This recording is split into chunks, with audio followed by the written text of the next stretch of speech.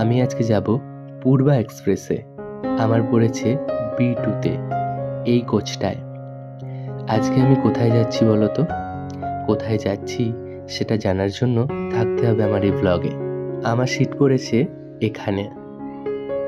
আজকে আমি ভোর 4টের সময় ঘুম থেকে উঠেছি, তারপর রেডি হয়েছি, তারপর বাইক নিয়ে এত সুন্দর একটা সকাল অনুভব করতে করতে আমি যাচ্ছি এখন হরিপাল স্টেশনে।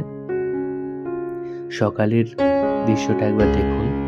অনেক দিন পর এরকম একটা সুন্দর সকাল আমি আবার দেখলাম, খুব ভালো লাগছে।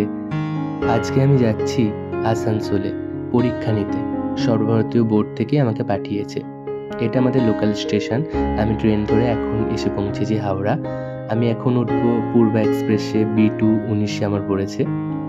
যদিও এটা আমার বাতানুকূল কামরা ছিল, তাই বাইরের ওয়েদারটা আমাকে সহ্য করতে হচ্ছে না, এটা একটা ভালো। তবে এতক্ষণ ধরে একটা যাওয়ার জার্নি, আবার ফিরে আসতে হবে। ট্রেন আমাদের চলতে শুরু করে দিয়েছে, দেখুন কি অপূর্ব। এখন আমি চলে এসেছি আসানসোল স্টেশনে।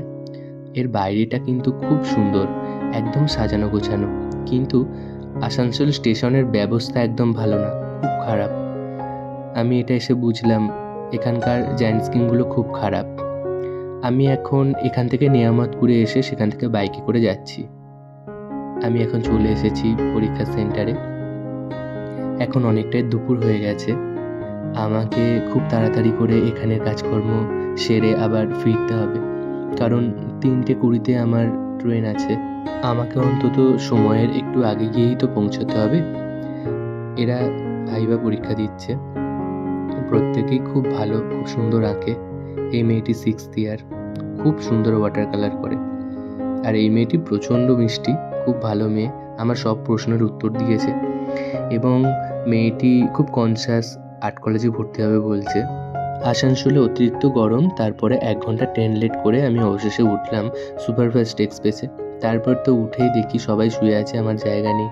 আমি খুঁজছি আমার 17 নম্বর কোথায় গেল। তারপর ট্রেন চলতে শুরু করলো। আমিও খানিকটা পরে একটা চা নিলাম। একটু বিকাল হয়ে গেছে, এবার সন্ধেও হতে চলেছে। এখন তো প্রায় সন্ধে।